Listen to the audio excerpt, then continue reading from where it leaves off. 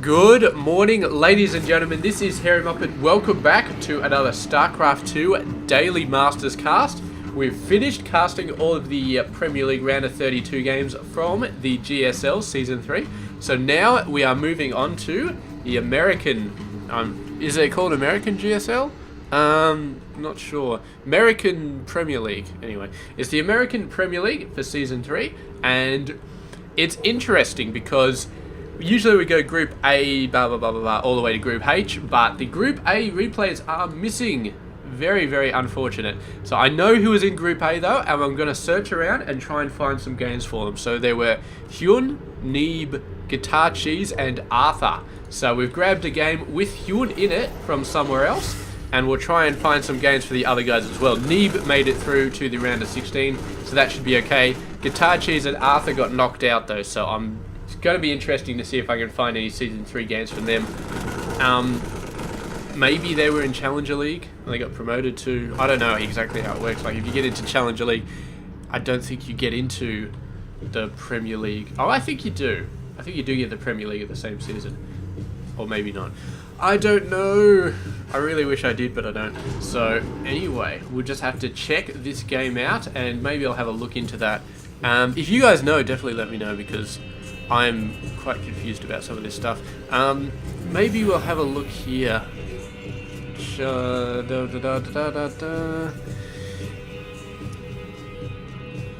Does look like they go up because Scarlett was in Challenger League for Season 3 and she was also in Premier League. So it's obvious that if you get, up there, then you probably do get promoted somehow.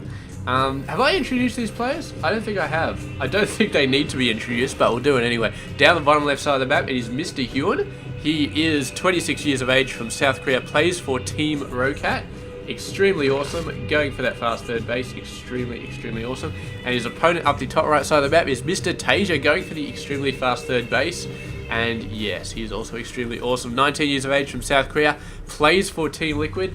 This is actually going to be one hell of a game. It's a decently long game. It's got some extremely awesome players in it. It is going to be freaking awesome. Absolutely awesome. And we got some Hellions. So we'll just follow them. I wanted to check out this Challenger League deal because I'm pretty sure, yeah, that, if you do win in Challenger League, then you do continue to go on to the thingamabob, to the Premier League. So yeah, okay. So those two guys, Guitar Cheese and Arthur, they should be... Oh, never mind. I just realised I don't actually have Challenger League games for Season 3. They weren't included in the replay pack. So it looks like Mr. Neeb and... who's that other guy? Mr. Arthur? They might be a little bit out of luck, unfortunately, because you just don't have the replays, so... Yes, unfortunate. But we do have HyuN and we do have... what's his face? Who's the other guy? The other guy is Neeb. Yes, we do have a replay for Mr. Neeb from the round of 16 or wherever this is from. So yes, very, very nice stuff. Oh, that Viking is going nuts. That Overlord is going down. What do we got here? A bunch of Hellions coming in. The Queen's going to be able to see them off. Both players looking pretty tight at the moment. Roach Warren coming down. Level 1 for all over the place for Roach Hydra. It's interesting because we saw Roach Hydra versus a Terran player in the previous game and it turned out to be surprisingly even. I would have thought one, like the Triple M might own Roach Hydra or something like that, but Roach Hydra definitely held its own against Triple M. The Hydra damage just so awesome, totally making up for the fact that the Triple M had all of that stim. And maybe if the Terran had more Marines, I mean, they would die faster to the Hydras, but they would do so much more damage to the Hydras for their cost, because the Marauders, for their cost, they absolutely demolish Roaches, but against the Hydras, no, not so much. Oh, got a fourth base coming out here as well as a macro hatch down for Mr. HyuN, so he's definitely looked like he wants to build a crap ton of units in this game. He's already at 68, over 55, and that is a good place to be, but I'm sure he's going to go even higher than that because it's Mr. HyuN and he loves to macro all over the place. So there we go. Massive amount of roaches coming out. 1-1 still on the way. TaeJa's 1-1 on the way as well, about the same point. And yes, just getting out crazy about a Triple M, going for the armory as well. probably going to be, I don't know, weapons upgrades. He is getting a couple of tanks out at this point. Oh, well, when I say a couple, I mean one. And he's also getting out Vikings as well, so why the hell not? Here we go. We're going to be seeing a scan, going to be seeing the creep all destroyed. And the roaches just waiting for the right time to go in. And this is the right time, but a medevac push just takes them completely out of there. And we're back to the good old days of Terran players just screwing over the Zerg player because the Zerg player has no anti-air. How many games have I cast where the Terran player did this? Just medevac drops left, right, and center and saving these guys in the middle of nowhere. He can't save him here though because it's kind of his base, so he can't run when he's defending his base. But look at this guy, man. Look at that awesome, awesome Viking down on the ground, getting the job done. The Roaches trying to do something here. Are they going to be able to hit this bunker? I'm not sure. But TaeJa is not looking as solid as he did a minute ago. He's looking like he may break right here. There's so many Roaches coming in. And the tank is out of range. Oh, it's just in range just over there. So they can hit the command center. And the command center is forced to lift off. So the pressure coming down from Mr. HyuN, absolutely titanic. And TaeJa just couldn't withstand it. Had to lift up the third base. That is not a good sign. But HyuN may be pushing himself a little bit too far. I'm not sure. The Roaches are going in. They are killing a whole bunch of workers, so this is probably worth it. The small group of Triple M and Vikings down on the ground are holding off, though. Finally holding off. And the tank, of course, helping a lot as well. 6 kills on a tank, which is barely in range. Definitely not a bad plan. And there we go. TaeJa going for a counter. I'm not sure if TaeJa can do a counter here. He can maybe get some creep tumors. I think that's probably about it though. I mean, HyuN just has way too many units here. Look at all the lings he's building. He doesn't have too much here, but the reinforcements they're about to hit should be enough to be able to see this force off. He's not quite ready though. He's not quite ready. They're almost in range of the hatchery. You got to hit him soon. There he goes. He's hitting him, and TaeJa wisely gets the hell out of there. The amount of lings just came out, really started owning stuff. And it does look like we are seeing a switch to Muta Ling for Mr. HyuN. So he's decided the Roach Hydra doesn't quite have the beastiness that it needs to really go in and just completely own those lings. So he definitely wants to get some bailings happening. And yeah, this Viking, man, he's having all sorts of fun. 7 kills. I feel like most of those kills were when it was on the ground though, and not when it was on the air. But yeah, regardless, TaeJa anticipating the mutas has got a Thor out. I can't see this Thor being useful dealing with Roaches because the lings would completely own it. So he's got to be anticipating mutas right here. And I gotta say, that's not a bad play because mutas are on the way. Oh, the tanks doing a absolutely fantastic job of owning those guys, and a lot of support there. On a flank on the side, the Banelings come in. They don't quite have Baneling speed yet, but they still explode just as good. And there we go. The tanks all getting completely destroyed right there.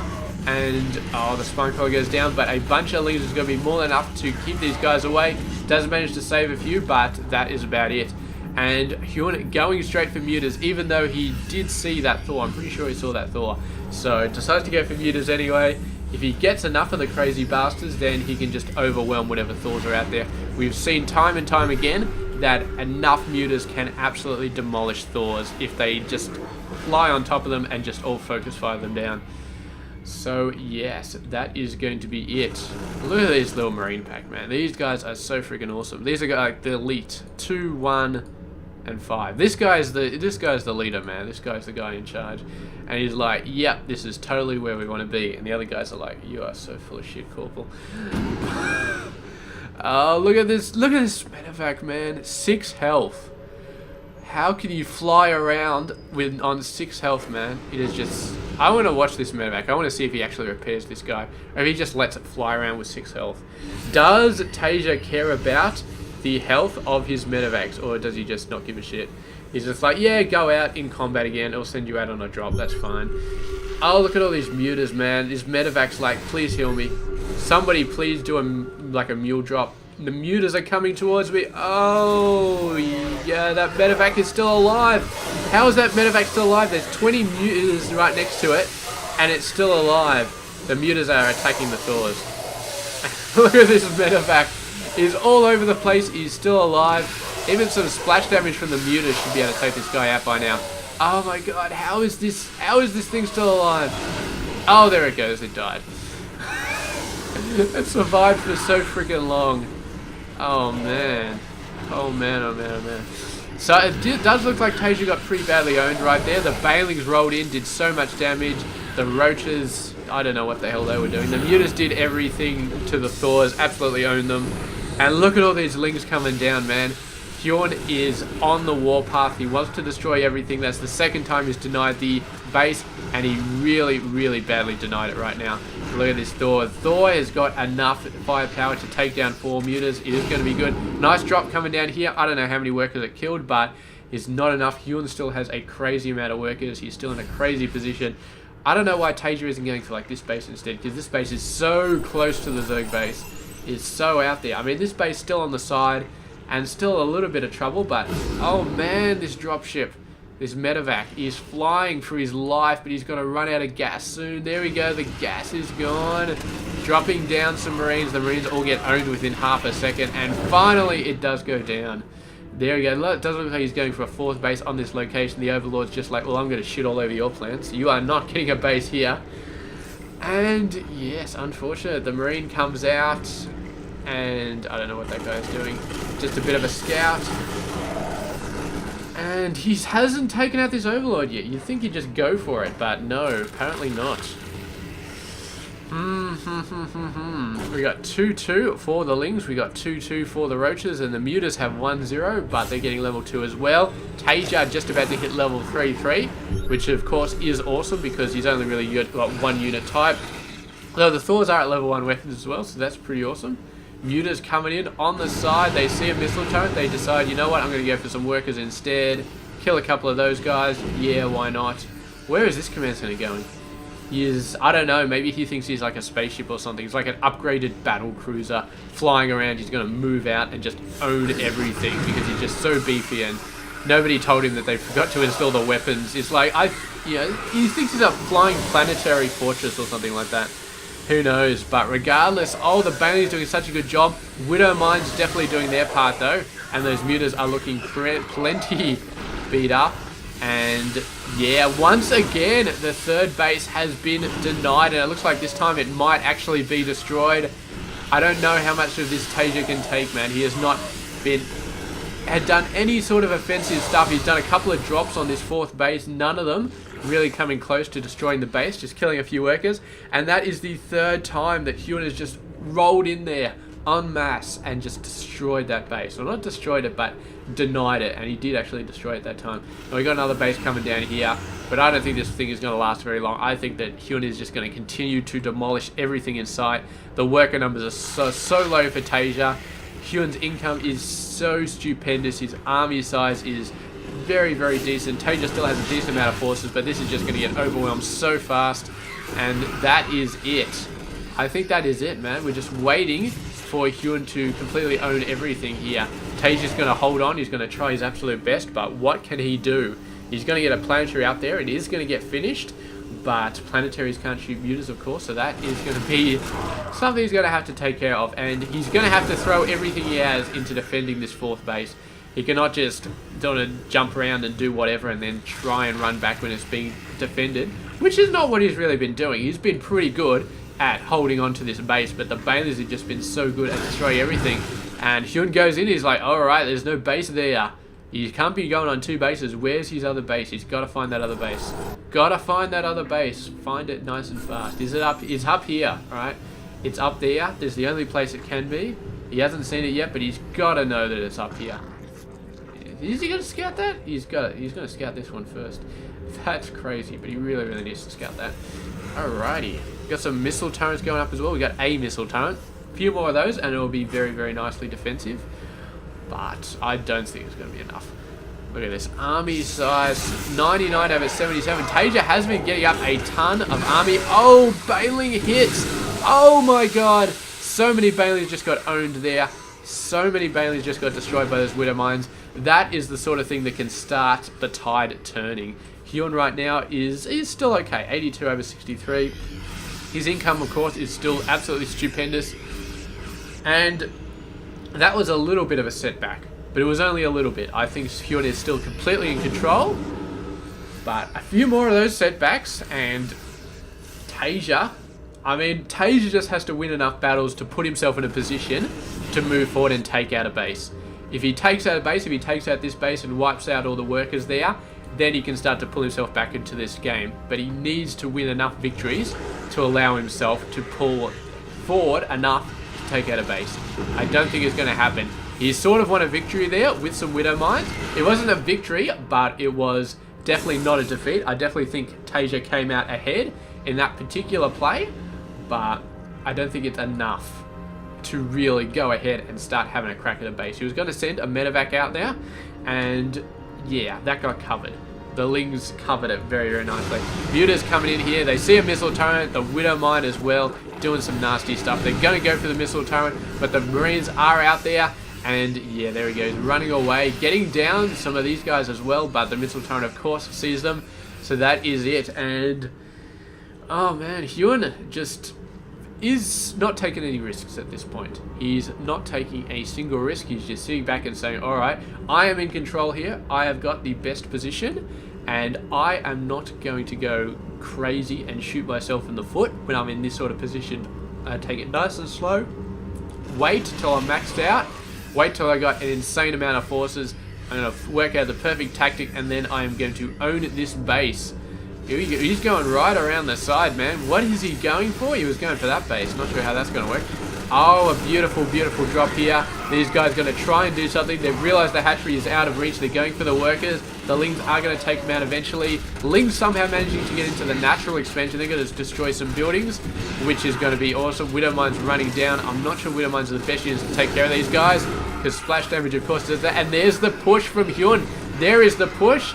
He's going to go for this base. The Banelings easily destroying it, and the Marines forcing everything else to get back, destroying quite a lot of Banelings, but the base is down, and now he is flying only on this base, and this base is, yeah, he could roll a bunch of Banelings in there, no problems. He's just got to get around the side without being spotted, and TaeJa is going to go and try and even it out. He's going to move up in here, but this is such a bad idea. He's going to get flanked so badly if he gets anywhere near this base. There's the flank. The Mutas are everywhere. The Banelings are everywhere. Everything is getting destroyed. There we go. TaeJa gave the GG. He completely lost that. He knew after losing that base that he had to even it out somehow. He needed to do something. Although, to be honest, even if he had gotten in here, destroyed this base, and gotten away clean, I don't think it would have made a difference. I don't think that TaeJa would have come any closer to being victorious. I think he was dead 10 minutes ago. And he did an exceptional job of staying alive, but in the end HyuN was just playing it safe. It was down to HyuN to decide when he wanted to attack. It was down to HyuN to decide when he wanted to win, and he played it safe, and eventually he got the victory. So that is it. Thank you very much for watching that game. I do hope you enjoyed it, and I will catch you guys tomorrow with another one. Stay tuned.